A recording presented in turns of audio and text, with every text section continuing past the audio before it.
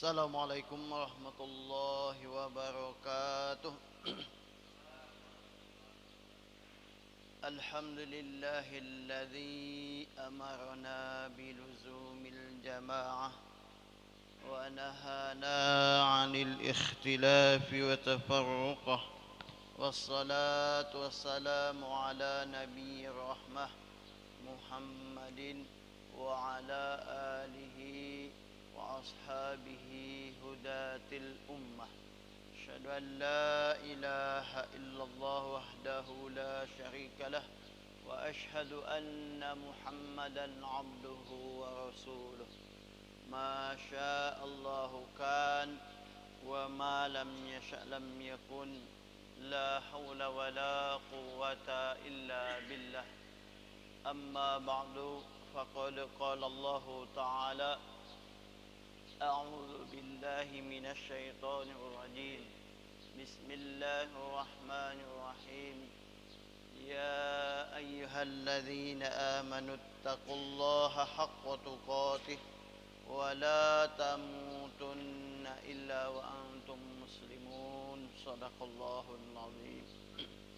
Imam Muslimin, Dewan Imamah, para umaro dan asatid yang dirahmati Allah, alhamdulillah kita bersyukur kepada Allah Subhanahu wa taala atas nikmat dan karunia-Nya hingga subuh ini kita bisa sama-sama bermuajahah kembali untuk melanjutkan kajian tafsir Al-Maraghi. Kemudian dilanjutkan dengan problem solving masalah keumatan. Pada subuh ini kita sampai pada halaman 149, ayat baru, maksudnya ayat 40 sampai 42. Salawat dan salam semoga senantiasa Allah curahkan kepada baginda Nabi Muhammad sallallahu alaihi wasallam, keluarga, para sahabatnya dan kita semua. Amin ya rabbal alamin. Ikhwani fillah, pada kesempatan subuh ini insyaallah akan dibacakan oleh Ustaz Afifuddin yang seyogyanya adalah Ustaz Yusuf Maulana. Karena ada halangan, kami mohon kesediaan Ustaz Afifuddin untuk membacakan dan mohon kesediaan imam untuk menjelaskan. Mari kita awali kajian subuh pagi ini dengan sama-sama membaca doa talabul ilm. Bismillahirrahmanirrahim.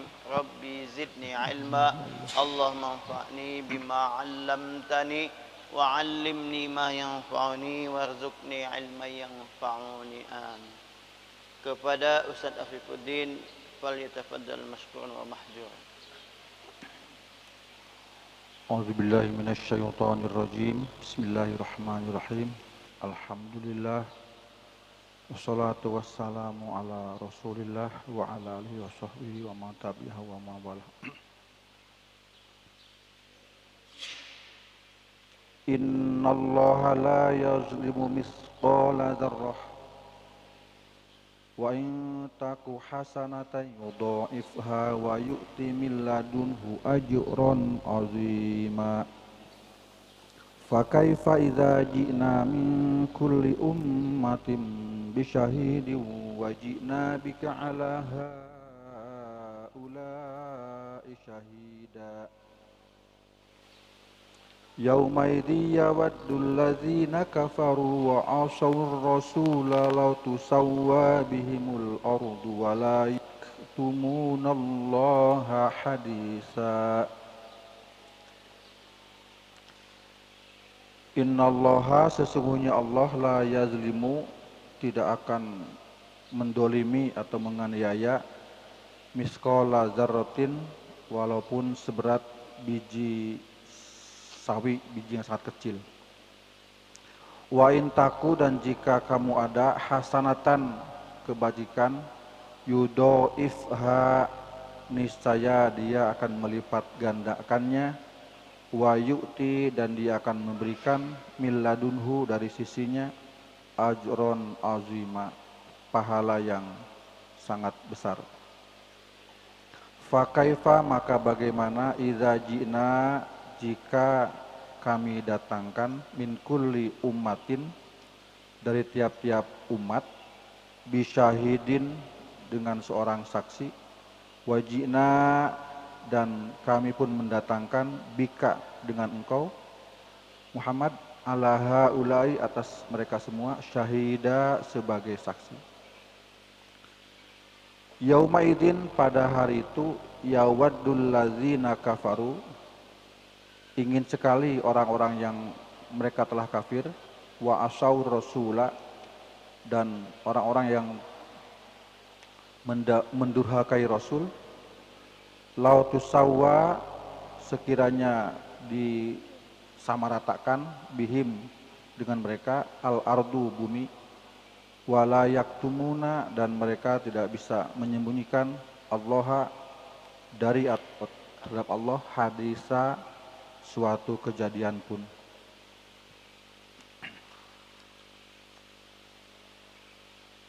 Syarhul Mufradat atau Tafsirul Mufradat, penjelasan beberapa kata yang penting. Yang pertama, al-misqal, asluhu al-miqdar. Asal misqal itu miqdar, atau mungkin sinonimnya miqdar, yakni ukuran atau takaran.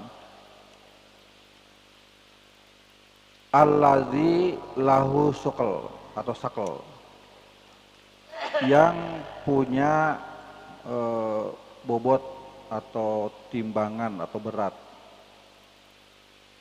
Mahma qalla, walaupun sedikit atau sangat ringan, seperti miligram gitu ya.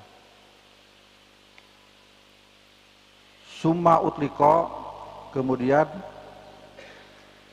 miskol ini dipergunakan alal mi'yar al mahsus,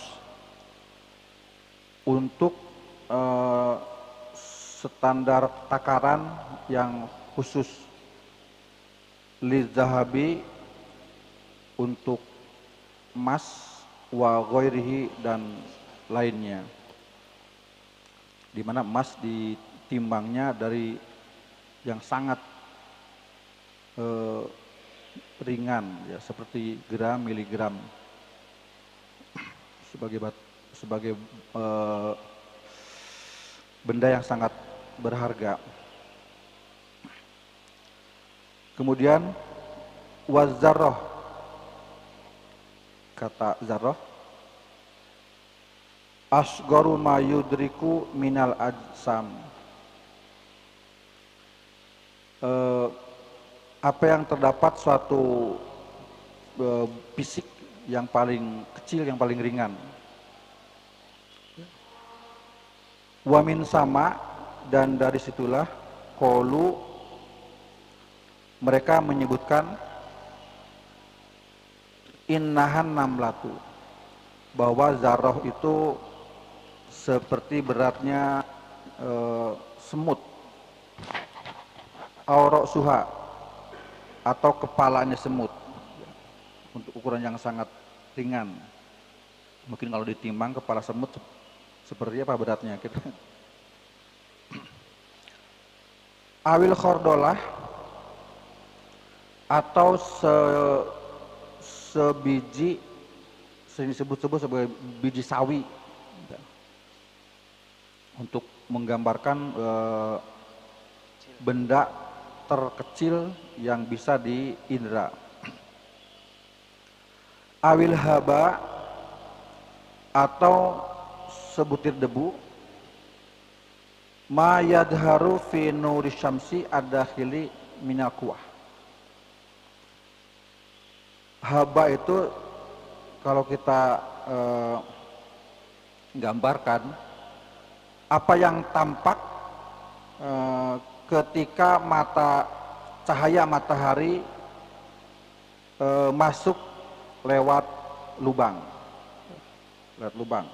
ketika cahaya matahari masuk lewat lubang di rumah, misalkan pagi jam 10, kelihatan ada berterbangan tuh di benda yang tersorot oleh sinar matahari gitu.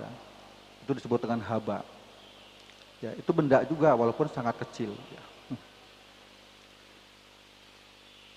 Walidzalika, oleh karena itu ruwiya an Ibni Abbas, ada diriwayatkan dari Ibnu Abbas atau Abdullah bin Abbas radhiyallahu anhuma, semoga Allah meridhoi keduanya, Abdullah dan ayahnya Abbas, annahu adkhala yadahu fiturab,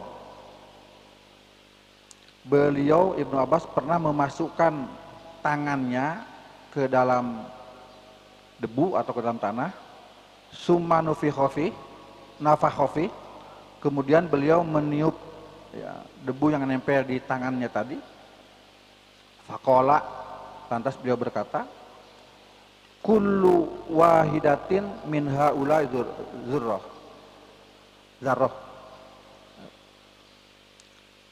bahwa setiap partikel dari apa yang saya tiup tadi itu disebut dengan zarrah ya.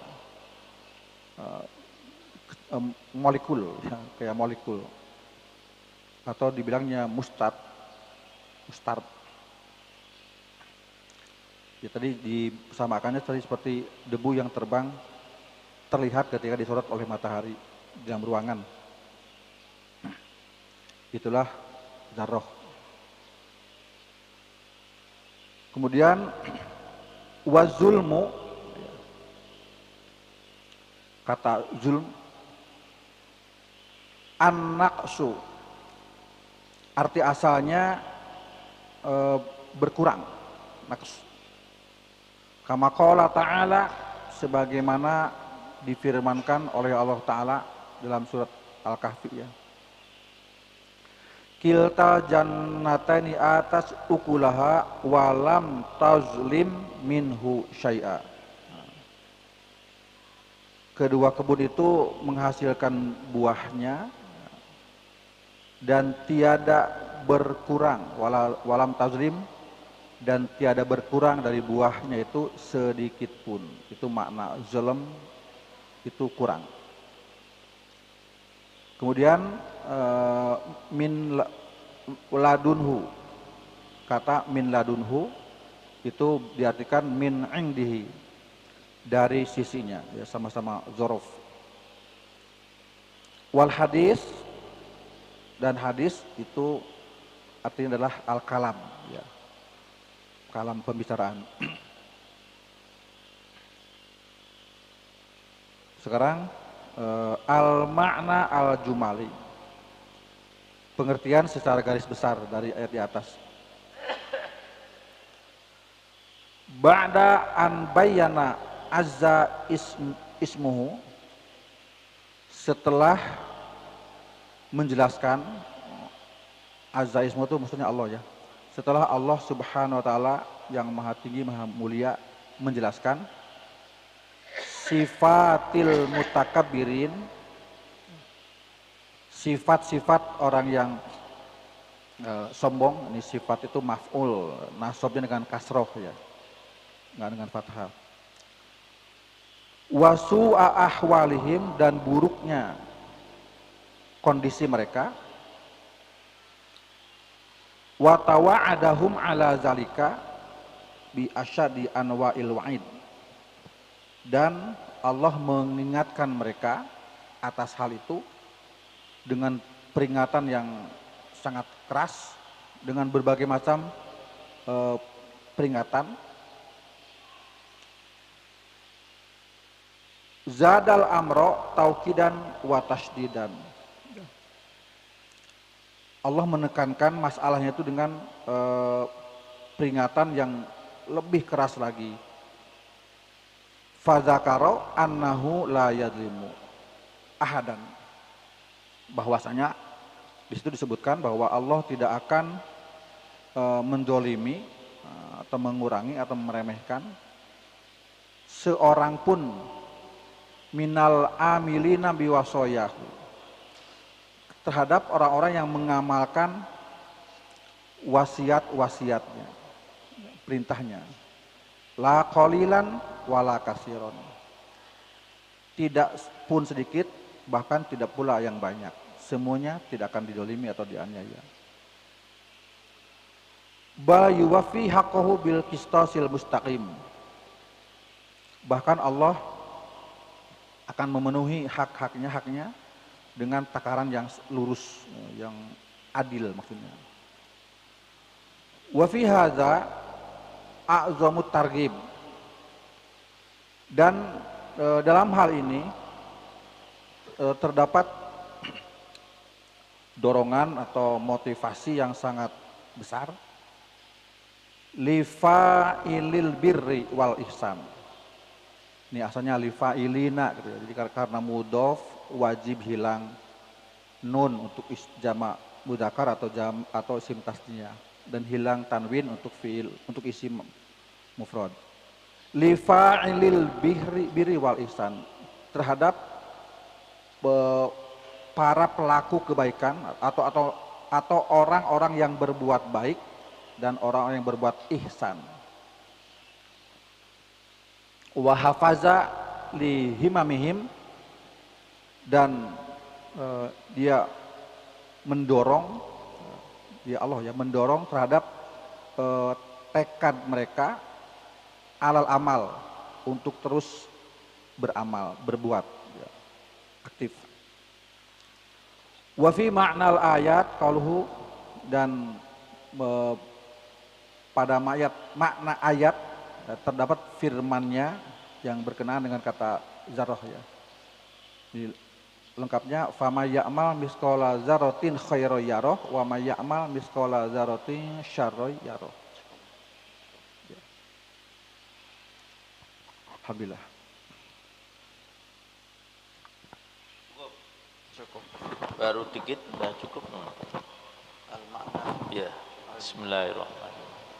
Alhamdulillahirabbil alamin, wassalatu wassalamu ala asyrofil anbiya'i wal mursalin Muhammadin wa ala alihi wa ashabihi ajma'in.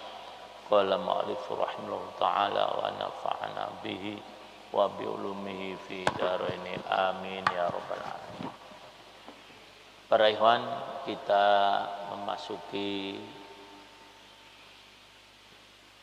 ayat baru, ayat yang mungkin nanti di belakang dijelaskan, yang membuat Rasulullah Sallallahu Alaihi Wasallam menangis ya, ketika beliau memerintahkan Abdullah bin Mas'ud untuk membaca Quran, maka beliau baca, sepertinya membaca surah An-Nisa. Maka ketika sampai pada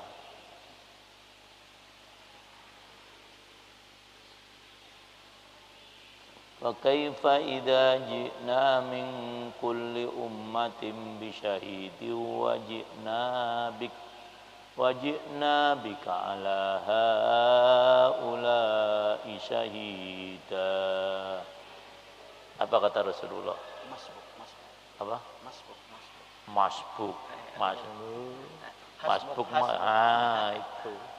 Cukup. Itulah yang kemudian beberapa ikhwan melarang membaca Shadaqallahul Azim. Kalau bacaan selesainya hasbuk. Nah, itulah ya, orang macam-macam ya. Ikhtilaf. Saya kalau ngajar dia nih mesti hasbuk. Enough gitu ya. Cukup. Nah, jadi itulah para. Nah, nanti kita bahas yang itu. Mengapa Rasul menyuruh Abdullah bin Mas'ud cukup. Terus beliau fadarifat ainahu, matanya bercucuran air mata. Ya. Nah, nanti juga tentang, mungkin para hewan bertanya, apa nih tanasubnya dengan ayat-ayat yang sebelumnya itu biasanya belum bahas. Nah, sekarang arti per kalimat dulu. Pertama, mithqal. Mithqal itu aslinya adalah berat, ya, sesuatu yang berat, yang mempunyai apa? Timbangan, yang mempunyai apa ya? Kadar. Lah, jadi aslinya bukan berat, bukan. Yang mempunyai takaran atau yang ada beratnya, walaupun mahma qalla, walau sedikit. Jadi kalau kita biasa mengartikan kan thaqilun itu berat, tapi sebetulnya bukan itu. Sesuatu yang mempunyai kadar berat itu, walaupun sangat sedikit. Begitu para hewan, bisa dipahami, sangat ringan, itu namanya mithqal. Jadi tidak perlu berat-berat, asal ada kadarnya, ada bobotnya. Nah, oleh karena itu ini miskol biasanya dihubungkan dengan timbangan mikyar untuk emas. Emas itu walaupun sedikit ada harganya. Memang ya bahasa Arab ini dasar. Emas itu hubungannya dengan dahaba. Dahaba artinya? Dahaba itu arti aslinya? Apa namanya? Yang dulu pernah jelaskan. Yang disepuh untuk menghilangkan. Itu mah bukan itu. Bukan. Itu nanti fatwa. Nih apa? Emas. Dahaba apa artinya? Aslinya pergi. Pergi. Kenapa digunakan untuk emas? Karena untuk perginya kotorannya. Ya, itu. Kenapa, Di? Hah? Cepat pergi benar. Ya. Karena sesuatu benda yang hilang tanpa bekas itu emas. Kalau yang lain mungkin masih ada bekasnya. Tapi kalau emas ketika diberi penghancur air keras, hilang bas, tidak ada bekasnya sama sekali. Kalau air ketika hilang masih ada bekasnya. Tanah masih ada bekasnya. Lumpur apalagi. Tapi kalau emas ini kalau hilang tanpa bekas, maka benda yang hilang tanpa bekas itu bahasa Arabnya dahab. Loh gitu. Dahab arti aslinya apa tadi? Pergi. Kenapa emas dibahasakan dahab yang artinya pergi? Ulangi di penjelasan saya. Nah, ya, tidak ada bekasnya. Nah, itu ukuran yang digunakan untuk emas itulah miskol. Ya, jadi mithqala dzarrah. Sekarang dzarrah, ya. Adalah sesuatu yang dapat ditangkap oleh mata yudrok, ya, dari segala jenis benda yang bisa terlihat oleh mata. Ajsam, ya, itu ini bagian dari sesuatu.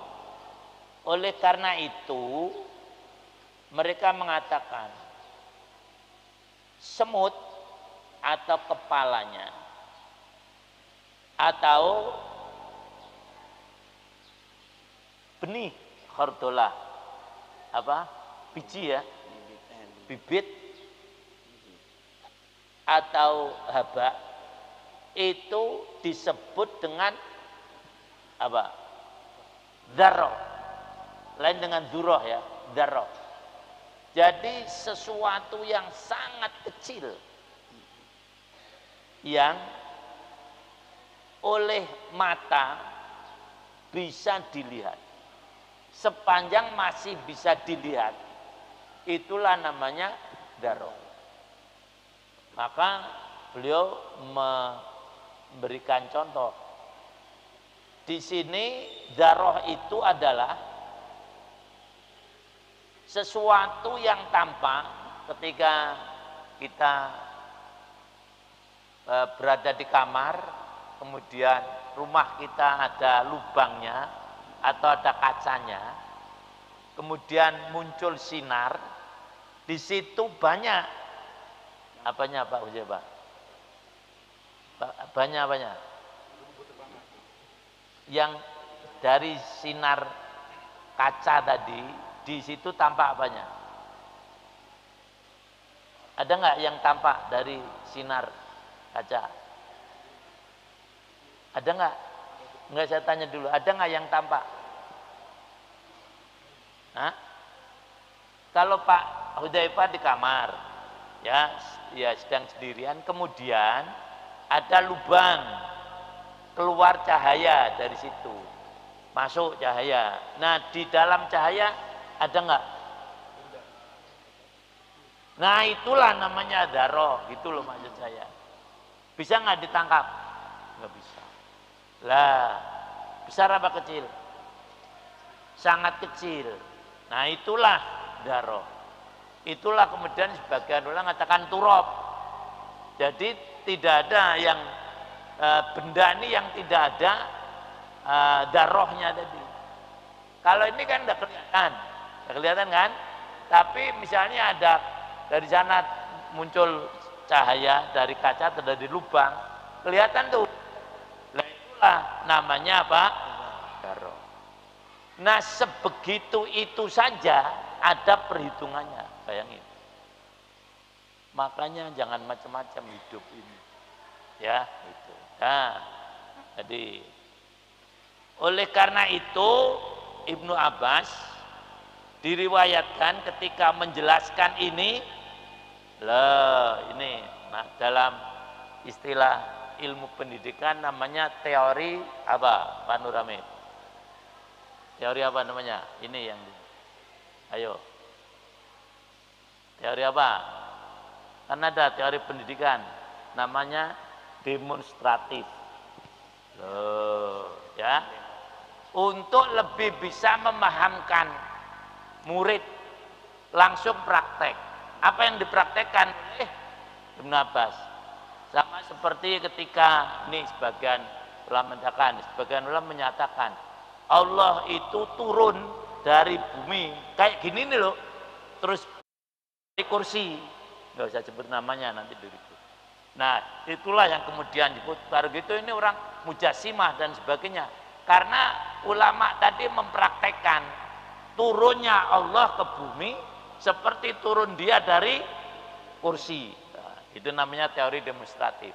Nah, Ibnu Abbas untuk lebih memahamkan murid-muridnya atau orang lain, beliau memasukkan tangannya, insya Allah jari-jarinya ya, mungkin ini dikrul kul, dikrul yakul ya, wa irodatil juz ya, disebutkan tangan tapi insya Allah maksudnya jari, saya katakan insya Allah ya. Nah, itu dalam ilmu balaghah namanya dikrul kul wa irodatil juz. Nah, kalau sudah baca kitab ini jadi macam-macam ilmunya ya, menyebutkan semuanya tapi maksudnya sebagian. Bahasa Indonesia aja itu namanya apa tuh? Totem proparte ya, itu. Jadi Indonesia lawan Malaysia kalah 2-1 padahal yang main cuma 1 orang, apa, badminton ya. Tapi sebutannya seluruh Indonesia. Nah, kayak gitulah kurang lebihnya ini ya. Tangan ini yang insya Allah ya Mas, karena kan kalau tangan kan nggak sulit nanti. Beliau memasukkan mungkin jari telunjuknya, kemudian ditiup.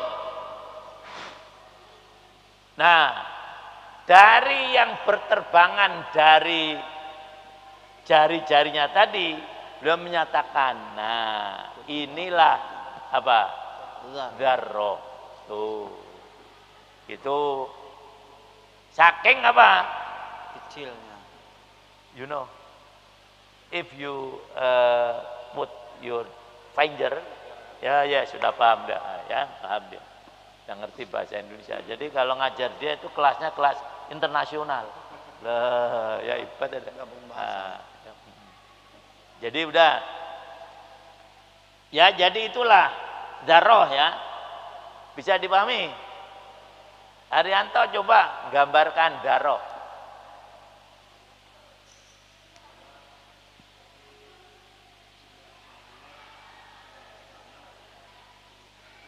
Nah, itu paham. Nanti jelasin sama istrimu ya. Nah, sini saya baru dapat ilmu ini. Tanya dulu. Kamu tahu apa itu dzarrah? Mungkin istrinya nggak tahu nih. Ya itu. Belum tahu sini. Tak jelasin. Nah, apa? Ya kalau orang-orang dulu menyatakan biji sawi. Kenapa biji sawi? Sawinya banyak di sini. Kan. Ikan kecil. Apa? Gampang. Enggak, dari semua biji tanam-tanaman. Lah, ada biji gandum, ada biji mangga, ada biji kurma. Menurut kiai, menurut ulama dulu, yang paling kecil adalah biji sawi. Antum selidiki bener apa enggak? Itu. Nah, ya. Apa? Soalnya nggak ada lain. Nggak ada lain biji dari semua tanaman yang kecilnya lebih kecil dari sawi. Maka orang dulu menyatakan biji sawi. Nah, tuh tahu beliau, berarti benar tuh. Biji sawi yang paling kecil. Kalau jagung gede. Nah, kangkung gede. Kemudian padi gede. Ya itu. Tapi kalau tadi sawi, maka tadi biji sawi tadi, ya, yang digambarkan oleh Ibnu Abbas tadi belum masukkan jarinya ke dalam tanah, debu dan tiup. Nah, yang berterbangan itulah dzarrah. Ya. Jadi itulah para ikhwan semuanya, bahasa Quran, bahasa Arab itu memang hebat. Mulai tadi dari apa tadi? Miskol satu. Ternyata hubungannya dengan apa? Sesuatu yang memiliki berat walaupun kecil. Dhahab, sesuatu yang hilang. Ya itu ini. Yang musnah, ya itu ini. Wala in syi'na lanadhabanna billadzi auhain ilaika, itu surah Al-Isra. Kemudian dzarrah. Nah, sekarang nih. Itu dhahab tadi tambahan saya. Dulem. Arti dulem aslinya apa no? Dulmun artinya apa? Dulmun. Enggak, kalau biasanya kamu jangan dolim. Dolim artinya apa?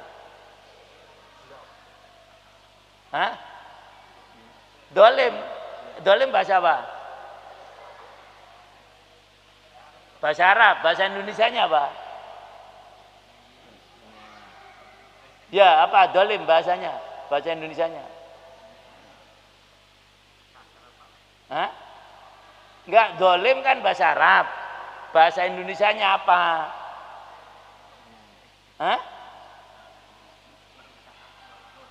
Ya dolim ya, kamu pernah ngajukan dolim nggak?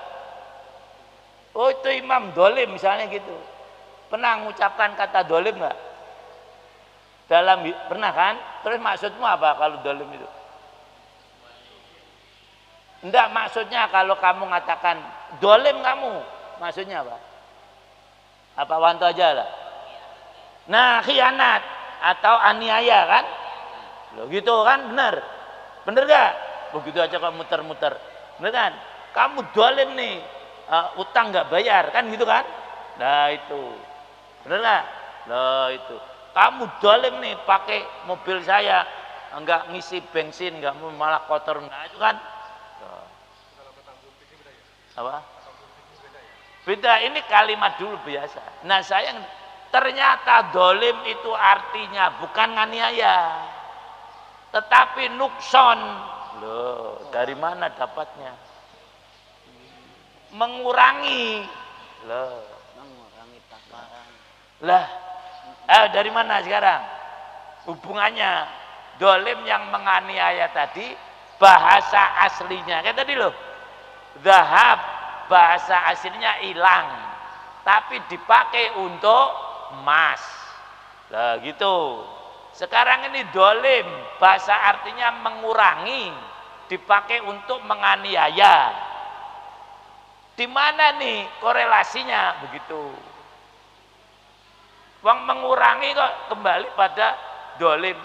Kan selama ini kan kita dingin, yang namanya dolim adalah menetapkan sesuatu yang bukan pada tempatnya, kan gitu. Ini mau udah tahu semuanya lah, nggak usah talim Jumat ini, kan gitu. Nah, sekarang ini nih, dolim yang arti aslinya adalah apa? Nukson, pengurangan atau kurang. Berarti kalau orang kurang akal itu dolim akalnya, gitu kan? Nah, apa Agung lah, apa hubungannya dolim dengan kekurangan itu, kurang?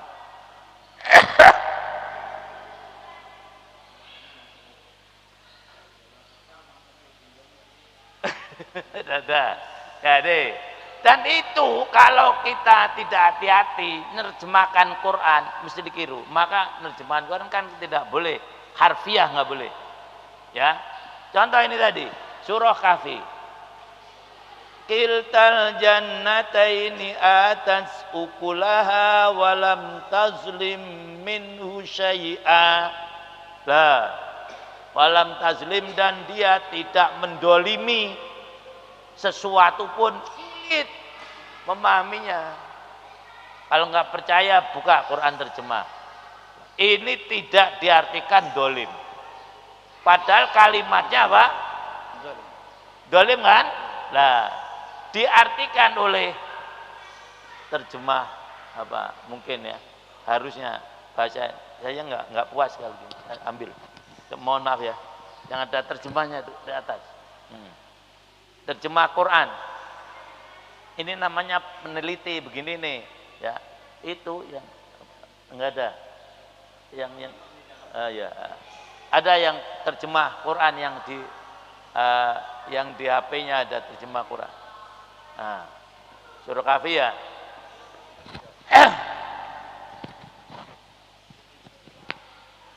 Ayat 33. Nah,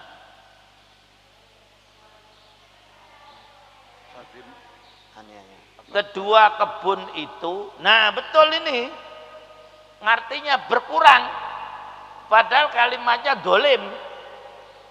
Kalau kita artikan nganiaya, tidak cocok. Sama kalau saya sering mencontohkan kafir itu loh, di surah Al-Hadid ayat 20, yujibul kufar, artinya petani. Lah hubungannya kafir dengan petani apa? Masih ada yang ingat? Karena petani menutup benih. Nah, karena petani menutup biji, benih. Sementara orang kafir menutup, gitu loh kurang lebihnya. Yang lebih agak menyimpang menurut kita, karena kita nggak tahu ya. Itu. Yuwadunaman haddallah. Diartikan di situ memusuhi Allah. Padahal hudud arti aslinya apa? Batas kan? Kenapa musuh disebut hadda? Ayo, nggak ketemu dah. Kenapa musuh digunakan bahasa hadda? Nggak ngerti. Nah, karena kalau kita bermusuhan mesti buat batas. Nggak mungkin jadi satu. Persib kata Pak Aziz kan, musuh Persija. Kalau sepak bola mesti kan ada batas tengah. Karena permusuhan atau lawan, Persib sebelah sana, Persib sebelah sini. Nah, itu namanya musuh. Nah, kalau musuh nggak mungkin jadi satu, mesti membuat apa? Batas. Betul nggak, Di? Saya musuhi Widi, nggak mau saya satu. Satu kursi aja saya pindah. Nah, makanya tadi, loh, uang batas kok bisa jadi arti apa? Musuh. Ketemu pirang perkara. Lagi ya, saya ambil contoh lagi. Itu. Faqih. Artinya apa? Pawang. Arti kan orang ahli paham agama kan? Sebetulnya nggak ada hubungannya. Faqih itu pawang unta. Bahasa Arabnya aslinya. Tapi dipakai kemudian yufaqihu fiddin. Itu seterusnya. Nah, sekarang ini, ya tadi kembali nih saya tanya, udah ada yang ketemu belum? Kenapa dolim dan kenapa nukson? Nah itu ya, harusnya gitu. Kenapa nukson mengurangi disebut dolim? Ayo, ketemu belum? Paham belum? Karena tidak semestinya, mestinya ukurannya 100 dia berkurang. Sama dengan menganiaya, mestinya tidak menganiaya. Nah ini benar, teman 8 nilainya. Nah, Kira-kira. jadi orang yang dolim itu mesti mengurangi hak orang lain. Lah gitu. Maka namanya dolim. Arti aslinya mengurangi. Bukan menganiaya, bukan. Nah, orang yang menganiaya sesuatu mesti mengurangi hak dia. Saya menganiaya istri saya. Kalau saya mengurangi hak dia, harusnya saya kasih nafkah 100.000 per hari. Cukup nggak sekarang? Cukup ya? Kurang? Malah kurang. Kurang apa cukup? Kurang, Mam, kalau anggotanya banyak. Enggak, sini aja, dia sendiri lah. Cukup, Mam. Cukup ya? Nah, cukupnya kan 100.000. Widi ngurangi 75.000 dolim itu. Paham? Karena mengurangi hak dia. Lah. Ada makmum dolim sama imam. Ada nggak kira-kira? Ada. Ada, jangan nanya imamnya aja. Lah. Orang enggak taat jadi. Ya, betul itu. Kamu menganiaya saya sebagai imam. Loh, gitu. Ini para hewan yang tidak pada mau amal soleh hari Ahad, padahal dia besar itu dolim sama Amir Markas. Jangan nanya Amir Markas ini jadi sasaran. Emangnya gue nggak bisa? Kamu juga mendolimi saya, cuman nggak merasa. Loh, biasanya kan kalau ada bagian-bagian terus ada yang tidak diberi. Amir Markas dolim itu. Nah, tapi ketika makmum mendolimi Umaro nggak pernah merasa. Lah itu ya tadi kenapa mengurangi sesuatu dibahasakan mana if you yang usia anak sulimada anak suyu sama adulem. Nah ya karena orang dolim itu mesti ngurangi hak orang lain. Bahkan ada tajawuz. Kalau kebanyakan itu melampaui batas, dolim juga. Kalau pengurangan tadi namanya apa? Nah, nukson begitu. Paham di? Ulangi penjelasan saya. Tuh, maka namanya dolim, jangan namanya nukson, bukan kebalik nanti. Maka orang yang mengurangi sesuatu disebut dolim, karena kalau dia dolim pasti mengurangi. Baru paham? Menjelasin itu aja muter-muter ke sana kemari. Ini kan idiom baru nih. Selama ini kan tadi sekarang Mas Nano tadi dolim itu nganiaya. Enggak, aslinya mengurangi. Lah, begitu. Dari mengurangi digunakan kan jadi dolim. Kenapa?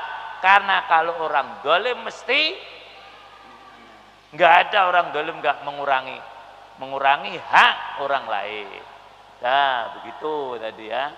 Sampai situ kok. Satu lagi sekarang. Miladunhu artinya min indihi.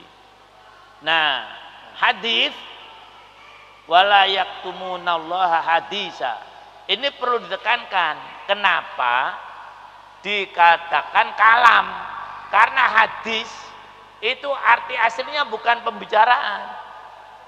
Apa coba artinya? Hadasa. Peristiwa, betul. Nah, atau kejadian. Hadasa fi sufa al-uzma, misalnya naudzubillah min dzalik ya. Hadasa fi hadal yaum at-ta'lim. Itu arti aslinya kejadian.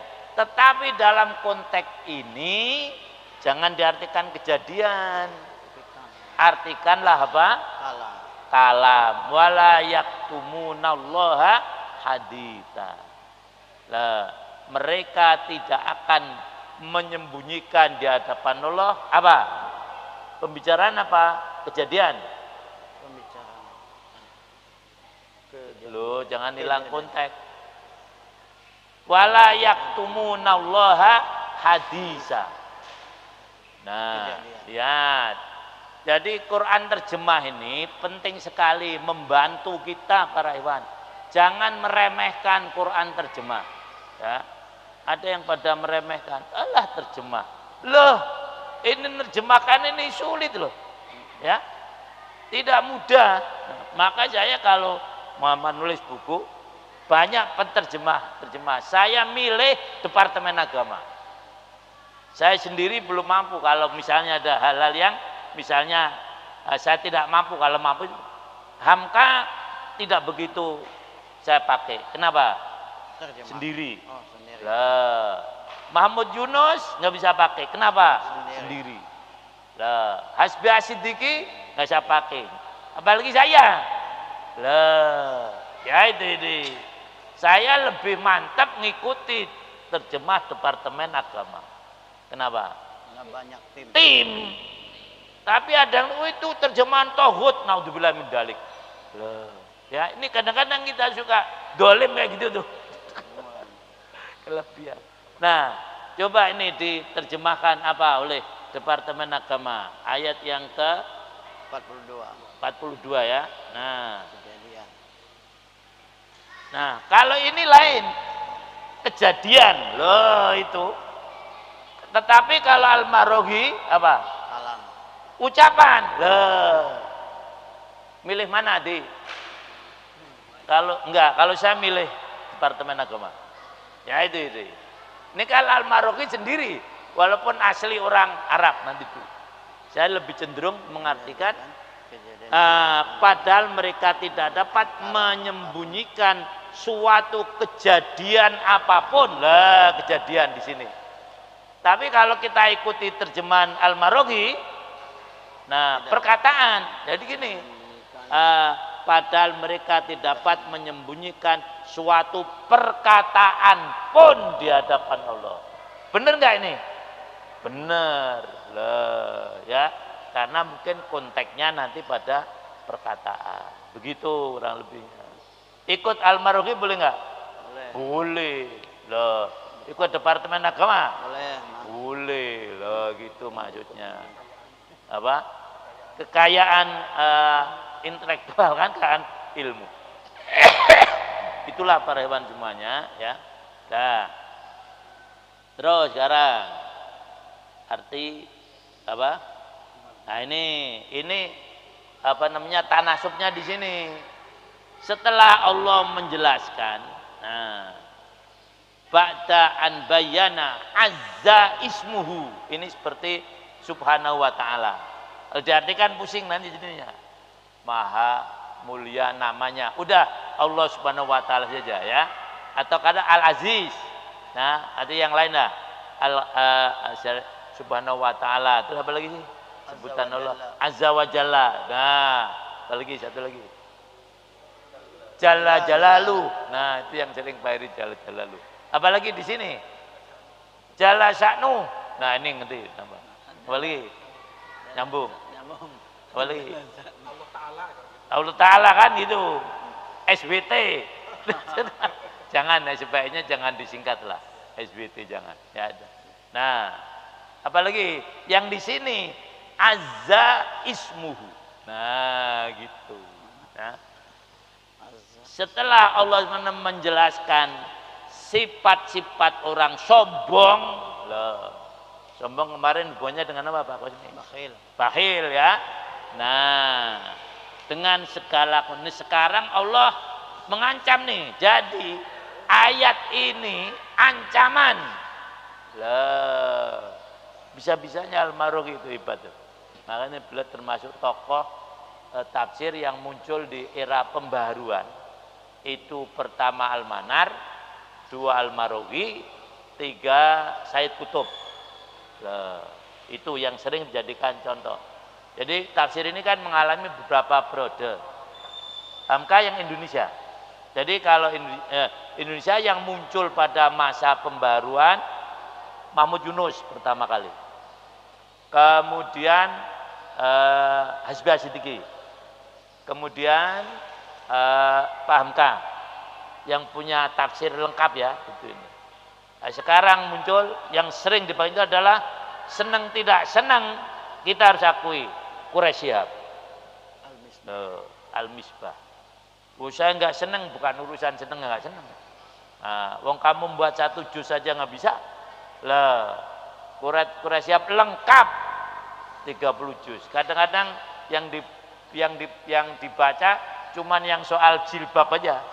Karena yang disorot itu, yang lain loh itu cuman harganya mahal, untuk referensi bagus.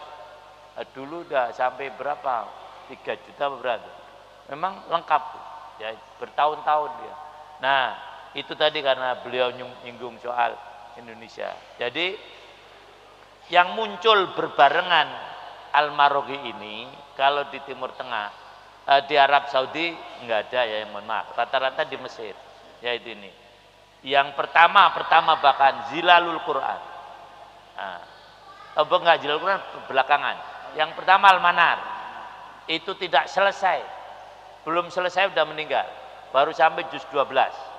Nah, ya itu. Kemudian yang kedua Al-Marughi. Ini hampir mirip ya dengan Zilalul Quran. Nah, itu contoh tafsir di masa yang muncul di masa pembaharuan. Nah, itu. Nah, kalau Indonesia tadi yang muncul di masa sejenak ini adalah pertama kali Mahmud Yunus. Nah, yang pertama kali nulis Quran itu bukan beliau tapi Asingkili yang dari Aceh, Abdul Rauf namanya. Abdul Rauf Asingkili. Ya itu. Sigli sekarang jadinya yang banjir itu loh. Nah, kemudian Mahmud Yunus ini yang pertama, kemudian diikuti oleh Pak Hamka di Hasbi Asidiki punya tafsir namanya An-Nur. Ya itu. Nah, Pak Hamka mempunyai tafsir namanya Al-Azhar. Ini saya bantu aja karena kan Pak Rewan belum enggak belajar nih. Ya saya kan untungnya baca gitu aja. Ya itu. Terus Pak Quraisy punya apa? Al-Misbah. Yang lain banyak muncul tafsir tapi tidak diakui. Seperti membaca surah Ad-Duha belum diakui. Karena belum lengkap. Itu. Ya nyadarilah ilmunya sampai mana kan gitu. Nah, itu para hewan-hewan.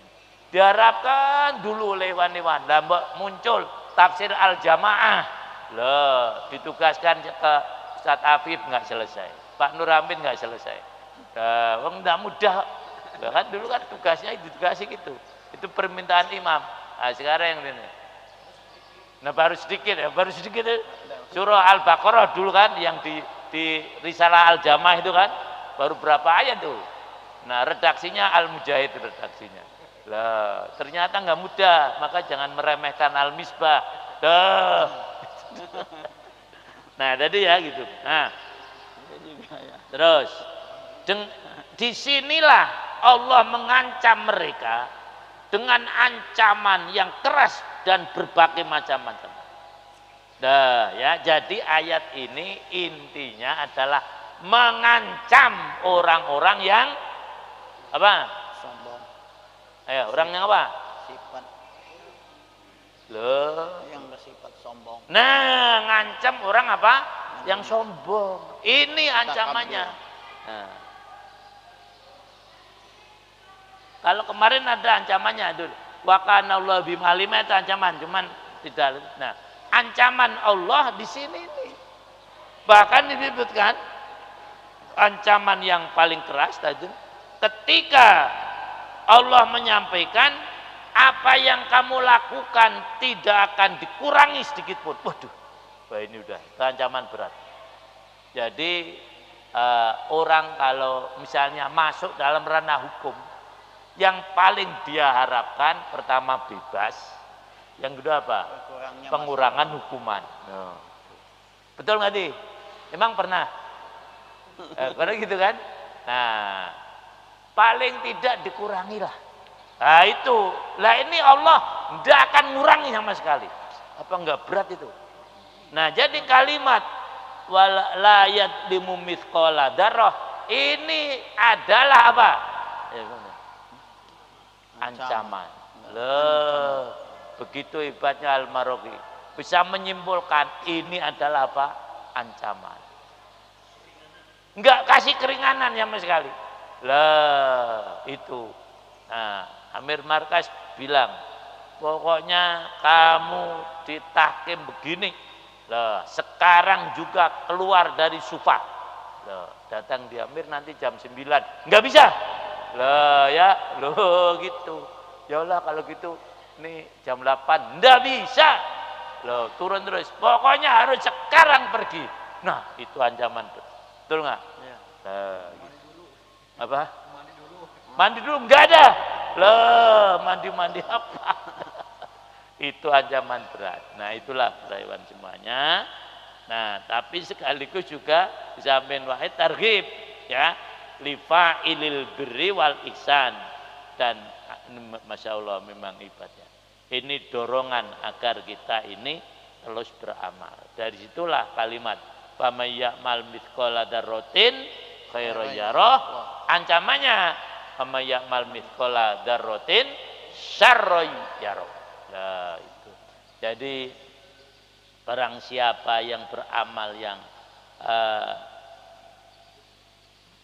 berat seberat darah, maka dia akan melihatnya.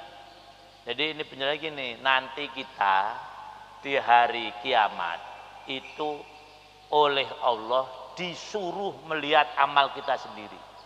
Tidak diperlihatkan. Kalimat ini bilang ini, ya roh tidak begini, ini amalmu ya, enggak. Tapi amalnya dibeberkan, digelar, sekarang gelar peran, lihat sendiri. Loh, kayak apa tuh?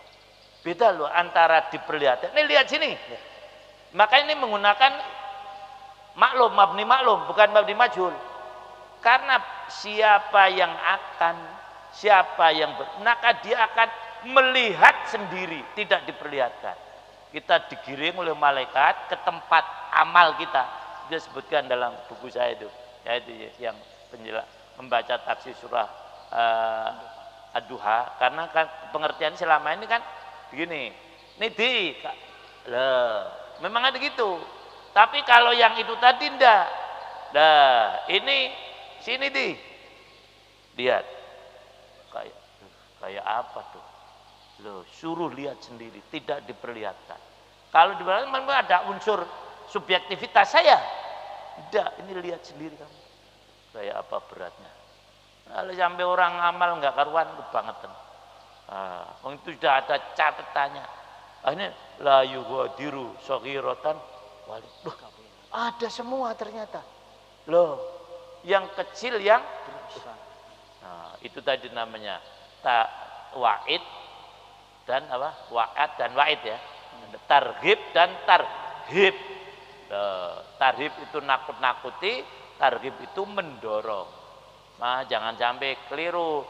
Tarhib Ramadan, nah nanti nakut-nakuti Ramadan. Suka kebalik. Kembali ya.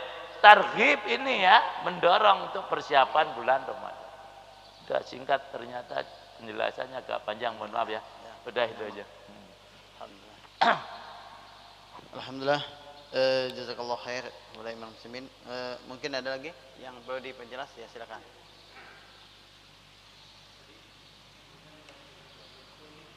Ya.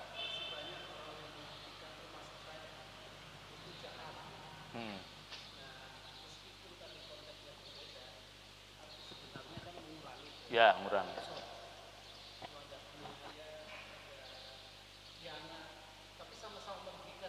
Ya. Ya, sama mengurangi.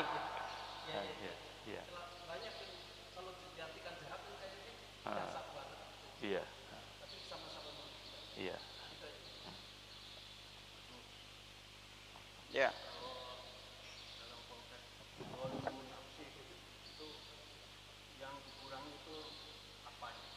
Apa? Udah. Kalau diartikan dengan mengurangi, itu mengurangi apa? Oh, banyak. Mengurangi pahala. Itu kemarin kan waktu kajian tafsir Al-Jari Jalalain ini kita bahas.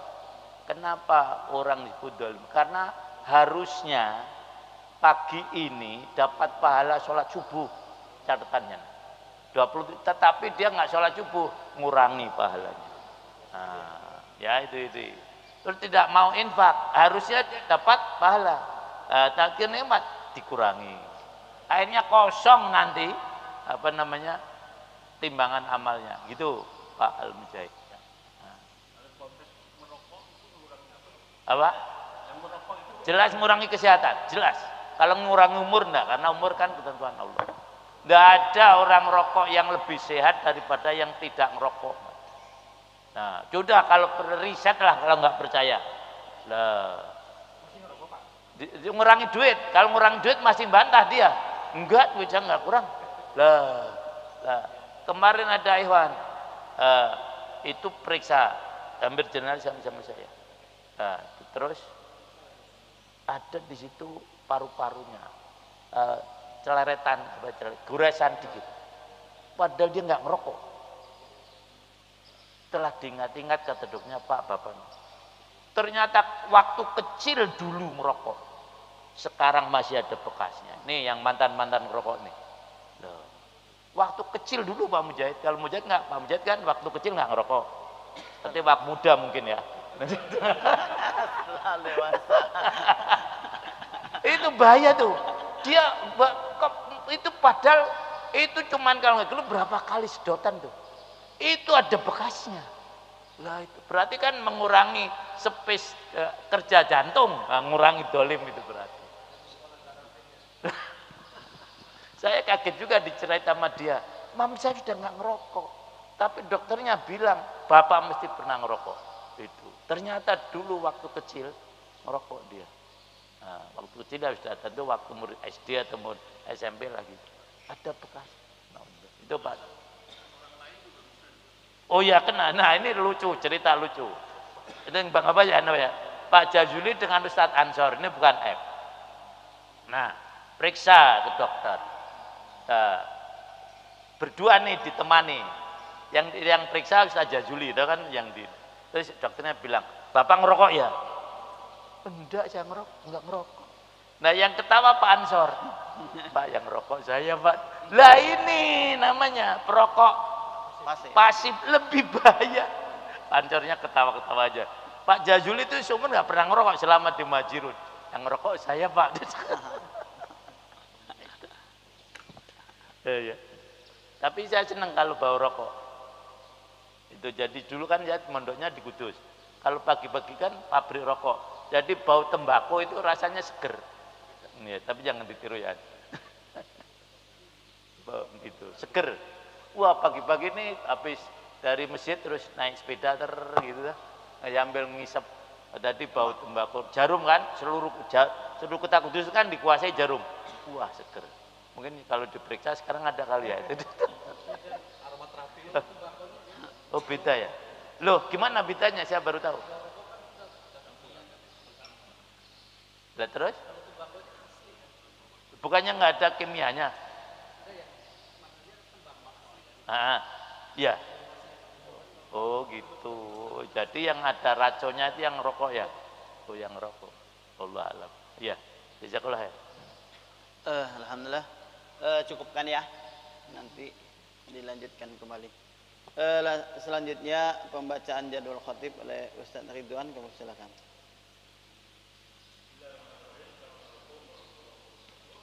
Waalaikumsalam. Please. Oh, siap. At-taqwa